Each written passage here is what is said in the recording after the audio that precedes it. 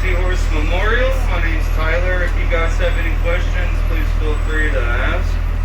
I'll answer them to the best of my knowledge, and if I don't know, I can surely find out. So, we'll go down here to the back side of the mountain, we'll make a U-turn, and then on the way back, just kind of offset from directly in front of the mountain, we'll stop. I'll let you guys out for about 10 minutes to take pictures. And then we'll load up and head back. I'll tell you a bunch of fun facts along the way. Hopefully we'll have a good time. So this project was started in 1948 by a sculptor. His name was Korczak Zolkowski. He was Polish origin, but he was born in Boston. He was living in Connecticut at the time that he took this project on. So he flew out here in the mid-1940s, met with Chief Henry Standing Bear. They picked this mountain.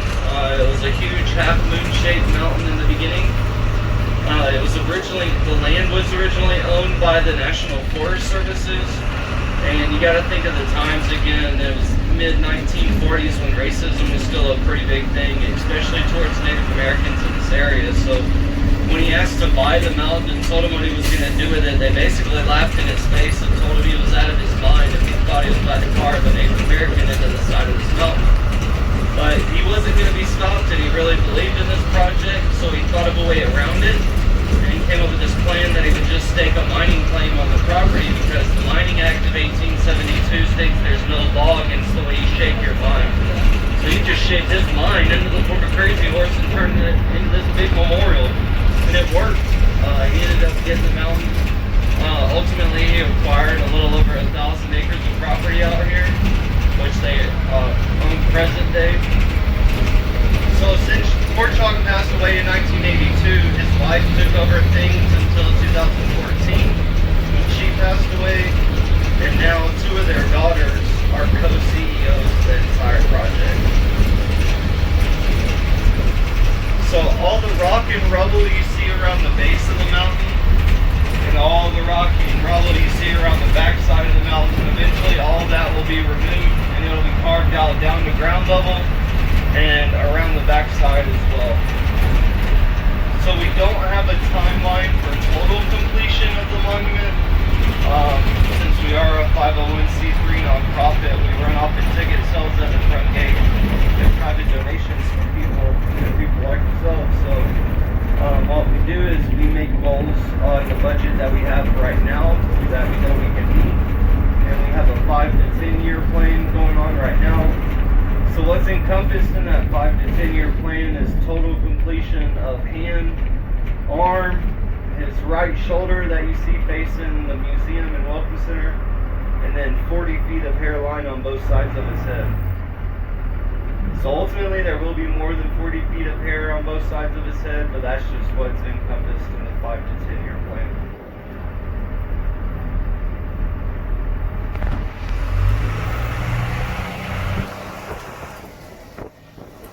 So we'll go right down here and we'll park. You guys can get out for a few.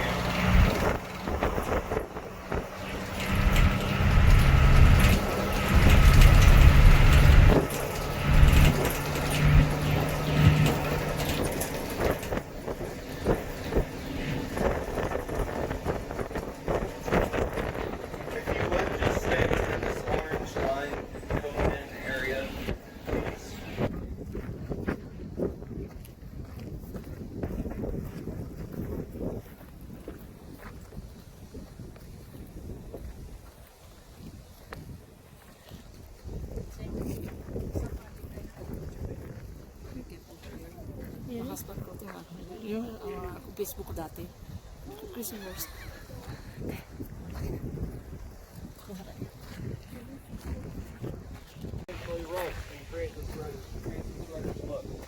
So, if you look along the front of the mountain, it kind of looks like somebody busted a white can of paint and just dripped down the whole side of the mountain. That's from them running a rock saw that they now have. Right now they made a cut. So on top of the arm, from his wrist to his chin, they needed to remove a section all the way across the top 5 feet down. And that'll get them 5 foot closer to finished grade, and it'll get them like a foot within finished grade. So what they did is they have this rock saw that runs this yellow rope type material that's got diamond heads in it. I've got a section of it on the bus I can show you guys. But they drilled a hole from one side of the mountain to the other at his wrist, and then ran that rope through it, and then threw pulleys on either side that would keep tension on it. So as it ran through the whole pulley system, it was take the water all the way across the top. And they came back and they climbed the section cut it down. They cut it into sections, they hooked it up to the crane, and then throwing chunks off all day. We've been out here watching them. They just went working at 4 o'clock. That's what they're doing right now. Instead of working those sections off the top of the arm. So, what I'm getting at is the light coming down the side of the mountain is from them running that rock saw with the water. They got to put water in there to keep it from burning up. So that's the water dripping down the side of the mountain with rock dust in it. That has just hit oxygen and hasn't had time to oxidize. So that's why it's white there. Over time, it'll turn red as well.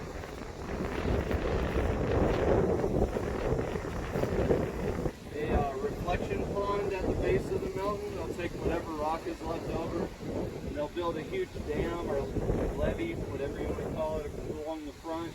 And then they'll use a creek that flows to this low mountain thing called Laughing Water Creek. Laughing Water Restaurant. And they'll use that to fill it and make a reflection pond at the base of the mountain. So the very last thing that they'll do is they'll put a 44-foot tall feather sticking straight up on top of his head. They'll take blocks of granite, they'll cut them into actual blocks, and they'll stack them 44 feet high on top of his head, drive a rod to his head for stability to cross the feather in the head.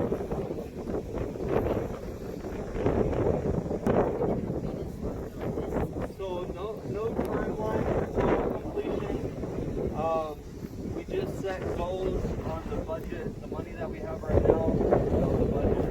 So right now they have a 5 to 10 year goal.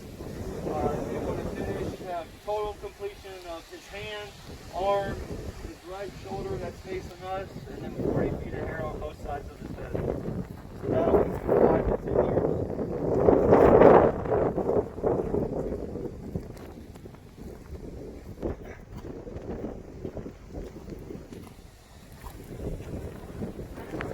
I was here 22 years ago, and it seems like the progress is very little. Of course, it's big, so Yeah. you know. Right, so there's a 15-man crew that work on it here around Monday through Friday, 8 to 4. They quit Fridays at 1 so that we can take tours to the top. We do tours to the top on weekdays as well.